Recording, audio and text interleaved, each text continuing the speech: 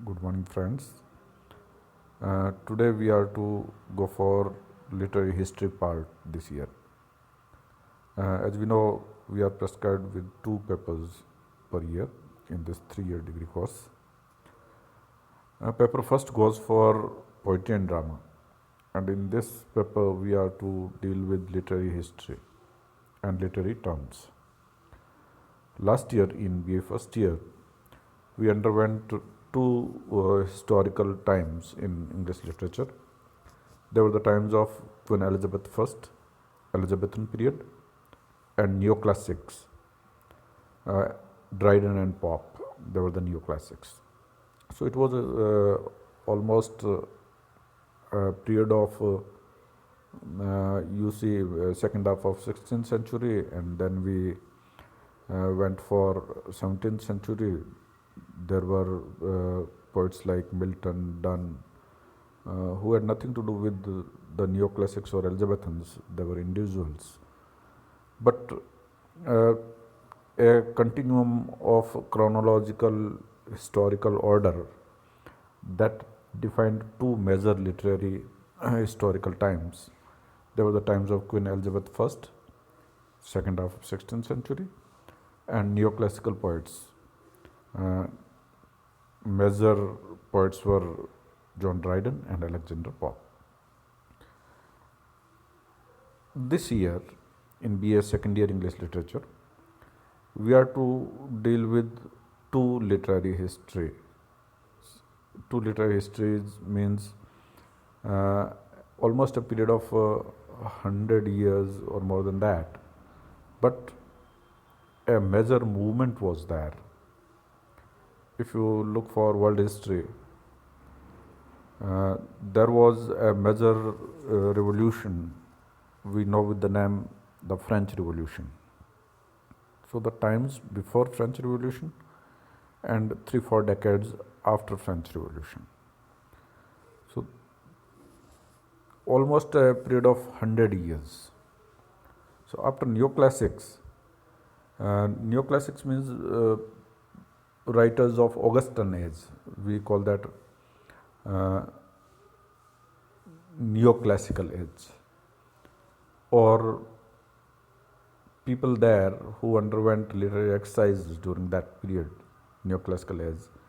They followed Roman critics, Roman poets, Roman writers of King Augustus Caesar's times, and that's why we call that particular time Augustan age. It was the time of satire. When we read John Dryden, he is the poet of satires. Macflecknoe, you see Absalom and Achitophel, the major writing. Alexander Pope, the great man of literature, man of letters, who wrote the Rape of the Lock. So during this 3 years degree course, we are to go for major writers, and their some part of an introductory exercise is to be given.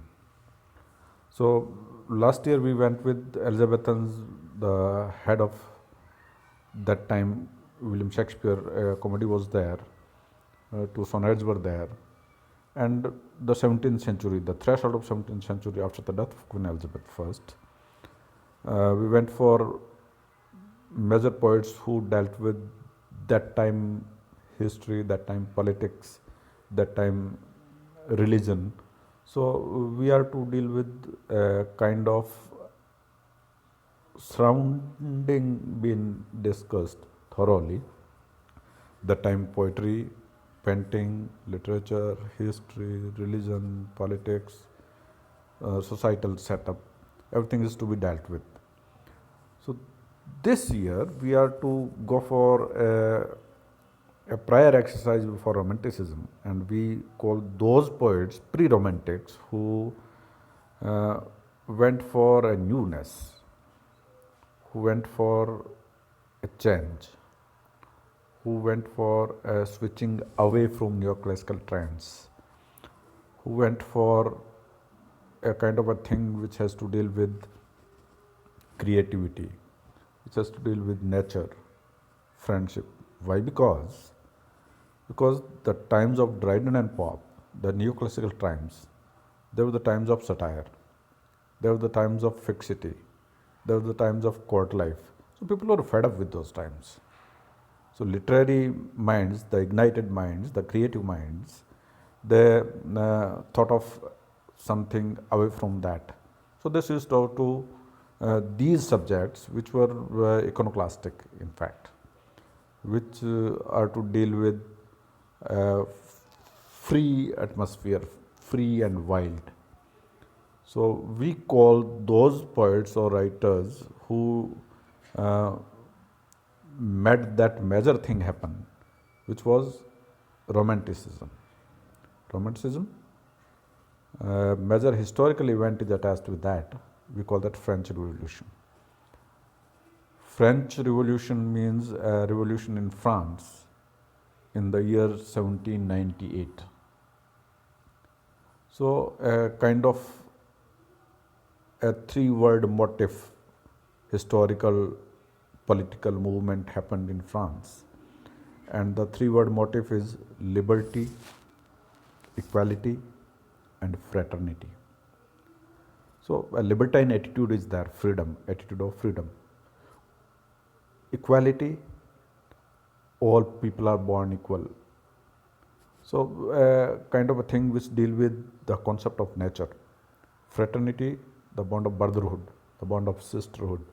So a kind of an equanimous nature of governance, a kind of freedom being dealt with, kind of a wilderness is being attached with. So that bigger movement, high romanticism we call that, and you must have heard of two major poets. Two major poets, I'll remind you of those major iconic figures in literary world, William Wordsworth and S.T. Coleridge. Wordsworth and Coleridge, they were very good friends. They were right from their childish days. They studied in the same school. They befriended one another even in their career, the literary career. And the year 1798, though the revolution happened in the year 1789, and in 1798, means after 9 years of French Revolution, there was a book published with the name Lyrical Ballads. Lyrical Ballads. It was written in a kind of a poetical framework, and that was written by two poetic minds, William Wordsworth and S.T. Coleridge. Wordsworth, as we already been introduced later or earlier, because the man dealt with this kind of poetry, the man of diction, the nature poet, the priest of nature. And you must have heard of certain writings like Prelude, like Lucy poems. So the greater man behind high romanticism is one out of two, is William Wordsworth, and the other man is S.T. Coleridge, Samuel Taylor Coleridge. Coleridge, the great man of supernatural element. Supernature means the ghost, apparitions, hallucinations. Coleridge, it's not fair to say, but it has to be included, as he is one of the most defamed opium eaters in the literary world. Opium eaters. Opium, an intoxicating herb.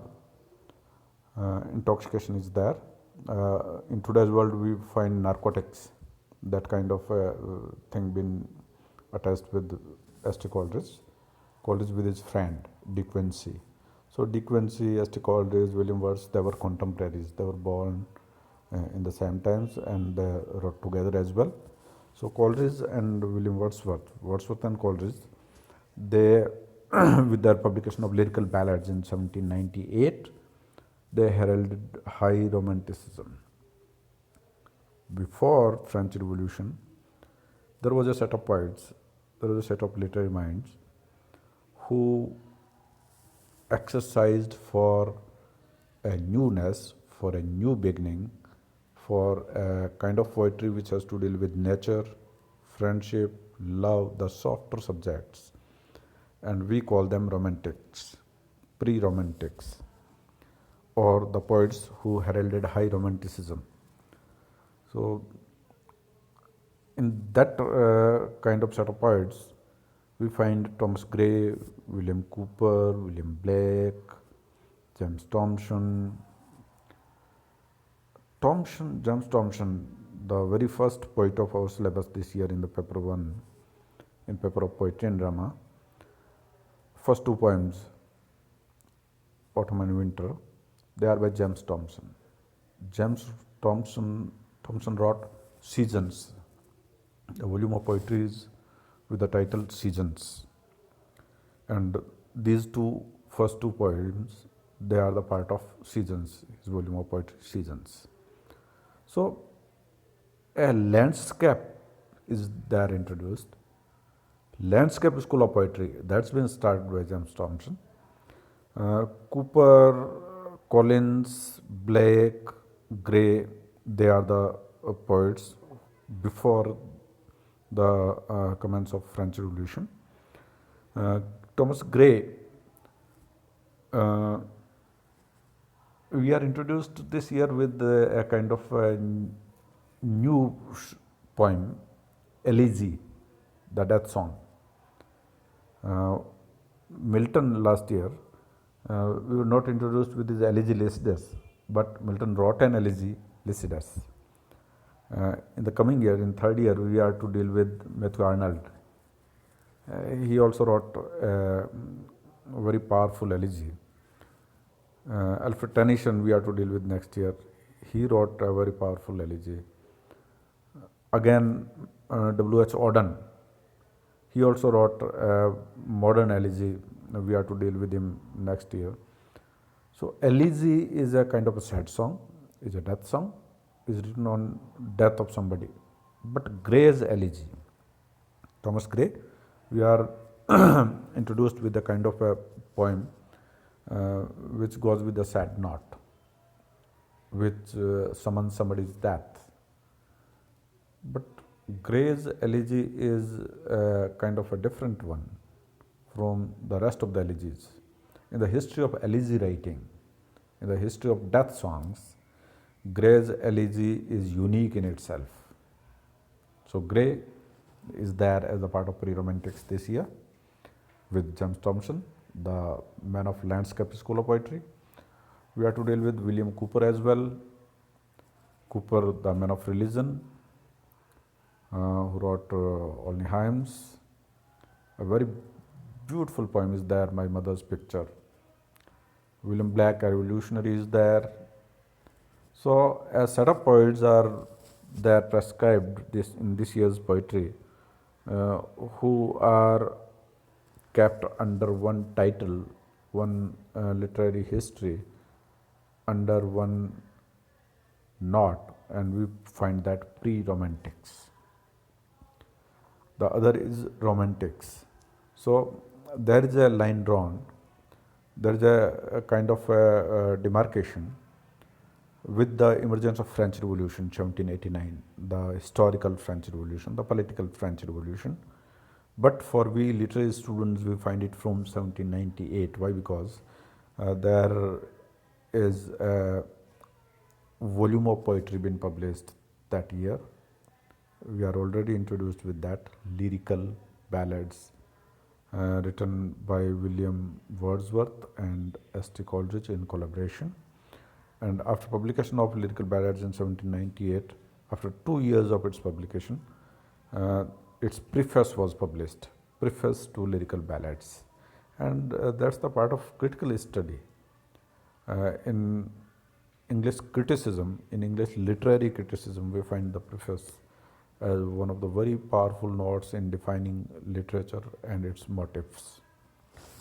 So, one part of literary history this year that has to deal with pre-romantics, and we find under that category James Thompson, the man of landscape school of poetry, Thomas Gray, the writer of odes, and the world fame elegy written in a country churchyard, William Cooper, the man of religion, William Black, the revolutionary, William Collins, who happened to write a very famous ode to evening.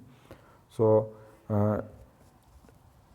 under the part of literary history in section C, in A, B, C, 3 units of unitization scheme of paper 1, we are to deal with the historical part, the literary history, and two major historical periods are there, pre-romantics and romantics. Under this category of pre-romantics, we are to deal with Thompson, Gray, Cooper, Collins, and Black. So this is for our today's discussion, and we shall be moving for the later part in our next class. Thank you.